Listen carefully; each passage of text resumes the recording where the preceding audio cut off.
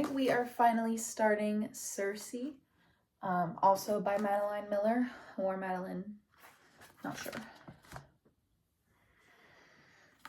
Chapter 1. When I was born, the name for what I was did not exist. They called me nymph, assuming I would be like my mother and aunts and 1,000 cousins. Least of the lesser goddesses, our powers were so modest they could scarcely ensure our eternities. We spoke to fish and nurtured flowers, coaxed drops from the clouds or salt from the waves. That word, nymph, paced out the length and breadth of our futures. In our language, it means not just goddess, but bride. My mother was one of them, a naiad, guardian of fountains and streams. She caught my father's eye when he came to visit the halls of her own father, Oceanus. Helios and Oceanus were often at each other's tables in those days.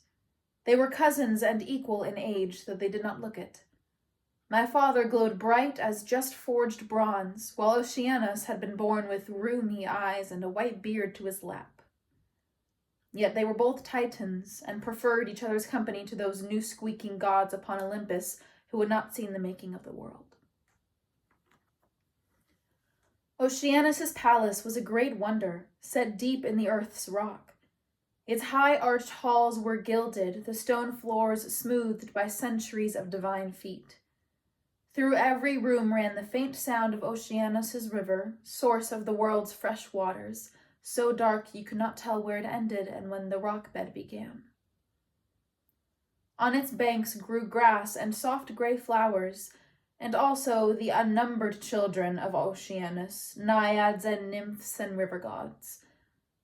Otter sleek, laughing, their faces bright against the dusky air, they passed golden goblets among themselves and wrestled, playing games of love. In their midst, outshining all that lily beauty, sat my mother.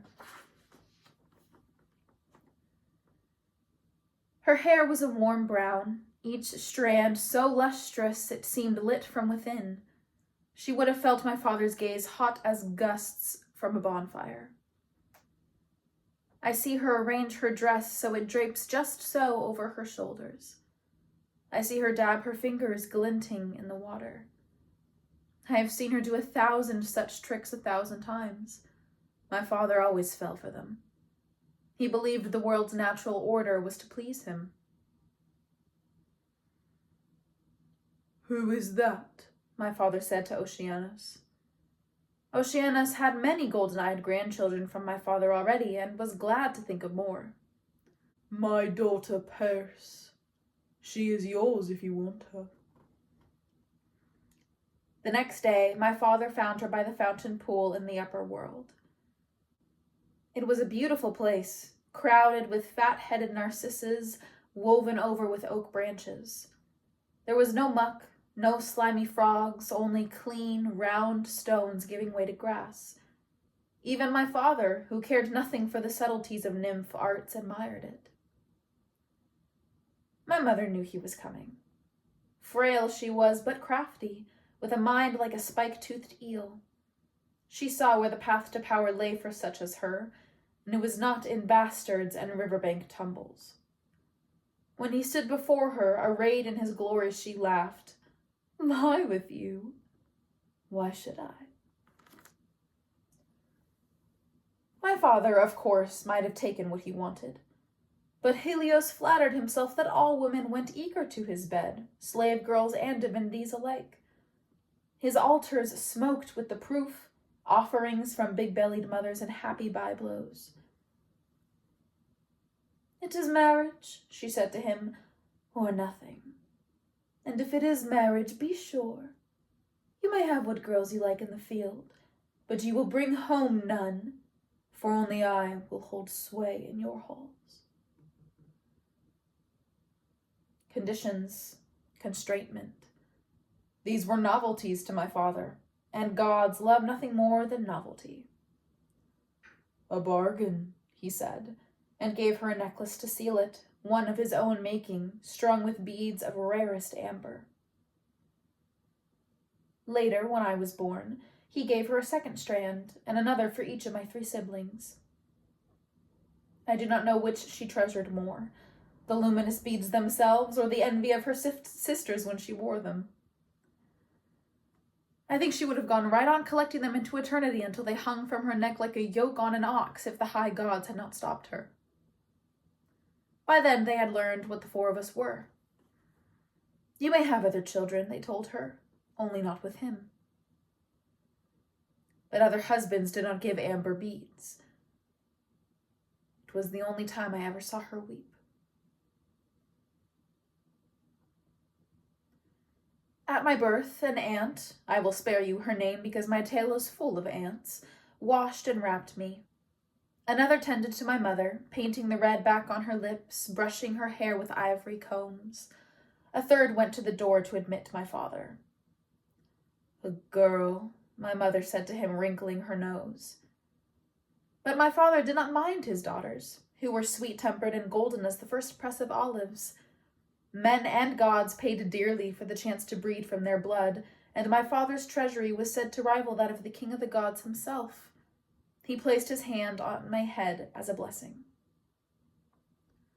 She will make a fair match, he said. How fair? My mother wanted to know.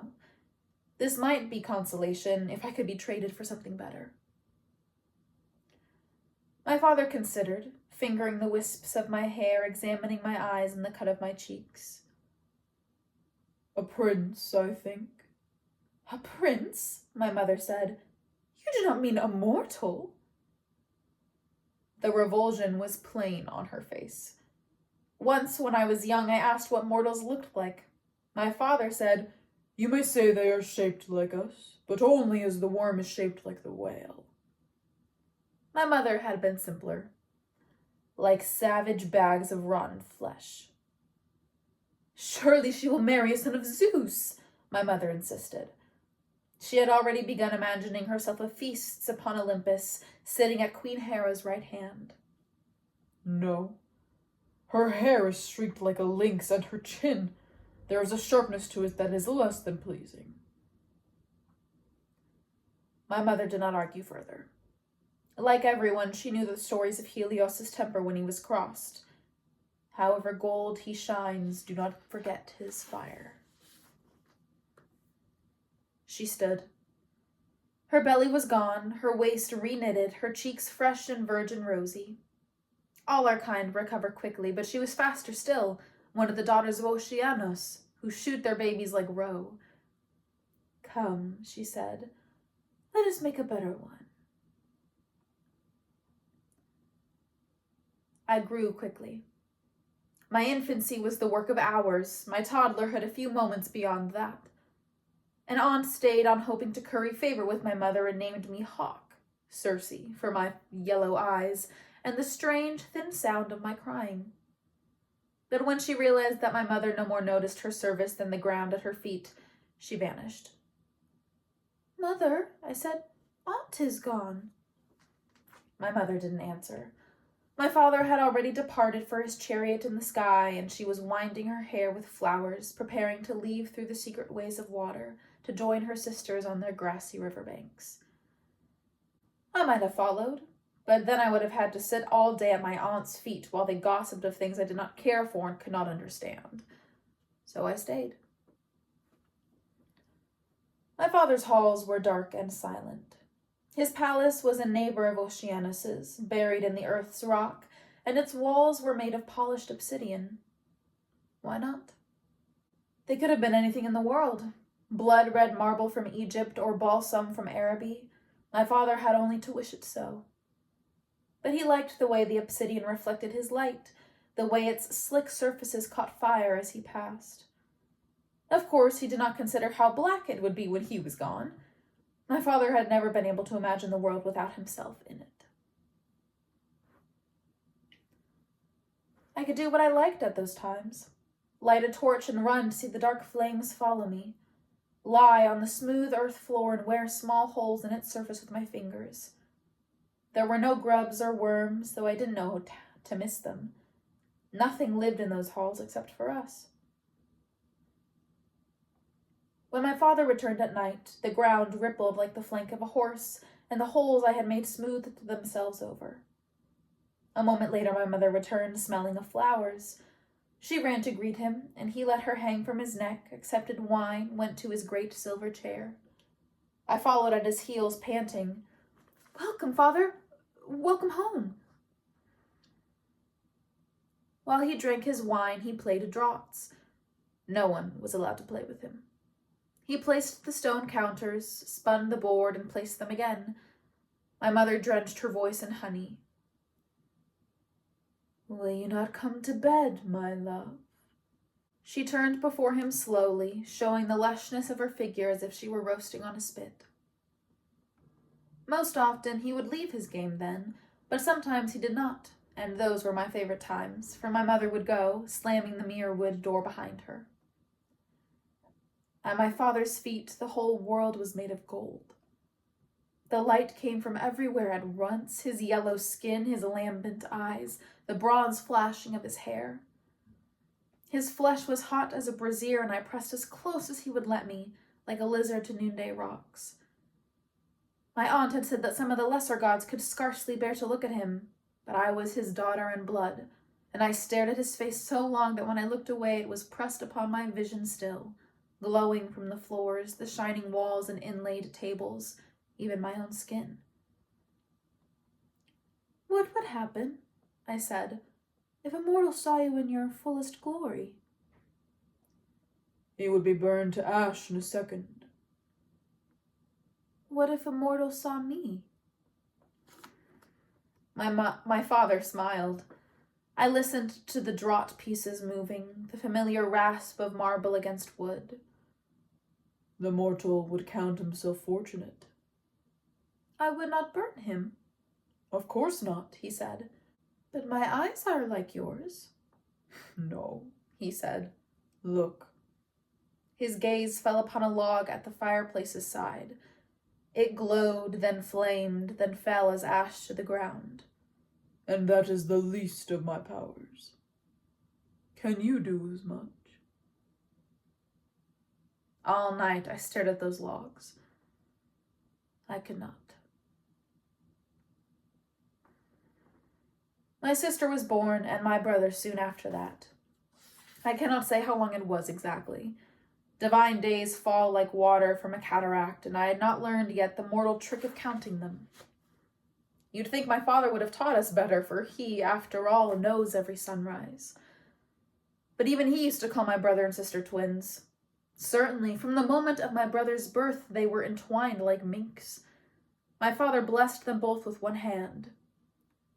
"You," he said to my luminous sister Pasiphae, "you will marry an eternal son of Zeus." He used his prophecy voice, the one that spoke of future certainties. My mother glowed to hear it, thinking of the robes she would wear to Zeus's feasts. "And you," he said to my brother, in his regular voice, resonant, clear as a summer's morning. "Every son reflects upon his mother." My mother was pleased with this, and took it as permission to name him. She called him Perses for herself. The two of them were clever and quickly saw how things stood. They loved to sneer at me behind their ermine paws.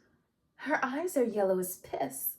Her voice is screechy as an owl. She is called Hawk, but she should be called Goat for her ugliness." Those were their earliest attempt at barbs, still dull, but day by day they sharpened. I learned to avoid them, and they soon found better sport among the infant naiads and river lords in Oceanus's halls. When my mother went to her sisters, they followed and established dominion over all our pliant cousins, hypnotized like minnows before the pike's mouth. They had 100 tormenting games that they devised. "Come, Melia," they coaxed. "It is the Olympian fashion to cut off your hair to the nape of your neck. How will you ever catch a husband if you don't let us do it?" When Melia saw herself shorn like a hedgehog and cried, they would laugh till the caverns echoed. I left them to it. I preferred my father's quiet halls and spent every second I could at my father's feet. One day, perhaps as a reward, he offered to take me with him to visit his sacred herd of cows. This was a great honor, for it meant I might ride in his golden chariot and see the animals that were the envy of all the gods, 50 pure white heifers that delighted his eye on his daily path over the earth. I leaned over the chariot's jeweled side, watching in wonder at the earth passing beneath.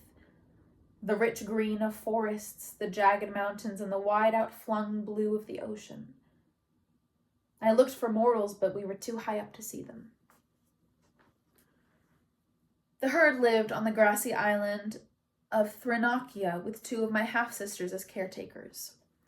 When we arrived, these sisters ran at once to my father and hung from his neck, exclaiming, "Of all my father's beautiful children, they were among the most beautiful, with skin and hair like molten gold.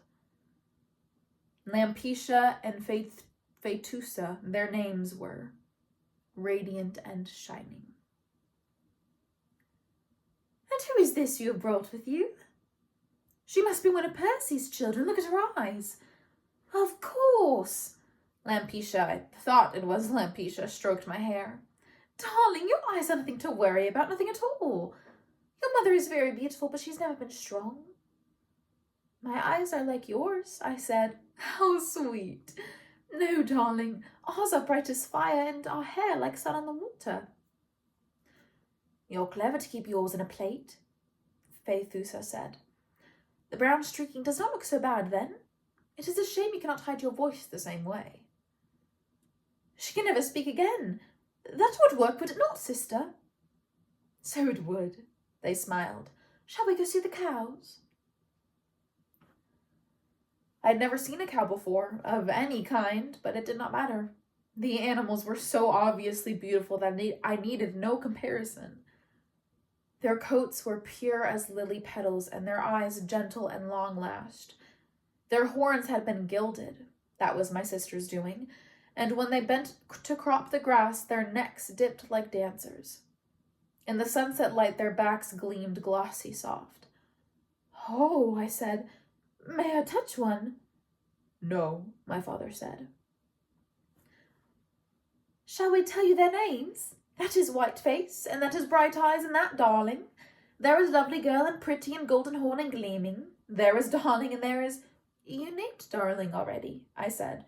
"You said that one was Darling." I pointed to the first cow, peacefully chewing. My sisters looked at each other, then at my father, a single golden glance, but he was gazing at his cows in abstracted glory. "You must be mistaken," they said. "This one we just said is Darling, and this one is Starbright, and this one is Flashing, and—" My father said, "What is this? A scab upon Pretty?" Immediately my sisters were falling over themselves. "What scab? Oh, it cannot be! Oh, wicked Pretty, you have hurt yourself! Oh, wicked thing that hurt you!" I leaned close to see. It was a very small scab, smaller than my smallest fingernail, but my father was frowning. "You will fix it by tomorrow." My sisters bobbed their heads. Of course, we are so sorry." We stepped to get into the chariot, and my father took up the silver-tipped reins. My sisters pressed a last few kisses to his hands, then the horses leapt, swinging us through the sky. The first constellations were already peeping through the dimming light. I remembered how my father had once told me that on Earth there were men called astronomers whose task it was to keep track of his rising and setting. They were held in highest esteem among mortals, kept in palaces as counselors of kings, but sometimes my father lingered over one thing or another and threw their calculations into despair. Then those astronomers were hauled before the kings they served and killed as frauds. My father had smiled when he told me. It was what they deserved, he said. Helios the sun was bound to no will but his own, and none might say what he would do. "Father," I said that day, "are we late enough to kill astronomers?" "We are," he answered, shaking the jingling reins. The horses surged forward, and the world blurred beneath us, the shadows of night smoking from the sea's edge. I did not look. There was a twisting feeling in my chest like cloth being wrung dry. I was thinking of those astronomers. I imagined them low as worms, sagging and bent. Please, they cried on bony knees. It wasn't our fault. The sun itself was late. The sun is never late, the kings answered from their thrones. It is blasphemy to say so. You must die. And so the axes fell and chopped those pleading men in two. Father, I said, I feel strange. You are hungry, he said. It is past time for the feast. Your sisters should be ashamed of themselves for delaying us. I ate well at dinner, yet the feeling still lingered. I must have had an odd look on my face, for Perses and Pasiphae began to snigger from their couch. Did you swallow a frog? No, I said. This only made them laugh harder, rubbing their draped limbs on each other like snakes polishing their scales. My sister said, And how were our father's golden heifers? Beautiful. Perses laughed. She doesn't know. Have you ever heard of anyone so stupid? Never, my sister said. I shouldn't have asked, but I was still drifting in my thoughts, seeing those severed bodies sprawled on marble floors. What don't I know? My sister's perfect mink face. That he fucks them, of course. That's how he makes new ones. He turns into a bull and sires their calves, then cooks the ones that get old. That's why everyone thinks they're immortal. He does not. They howled, pointing at my reddened cheeks. The sound drew my mother. She loved my siblings' japes. We're telling Cersei about the cows, my brother told her. She didn't know. My mother's laughter, silver as a fountain down its rocks. Stupid Cersei. Such were my years then. I would like to say that all the while I waited to break out, but the truth is, I'm afraid I might have floated on, believing those dull miseries were all there was until the end of days. And that's the end of chapter 1.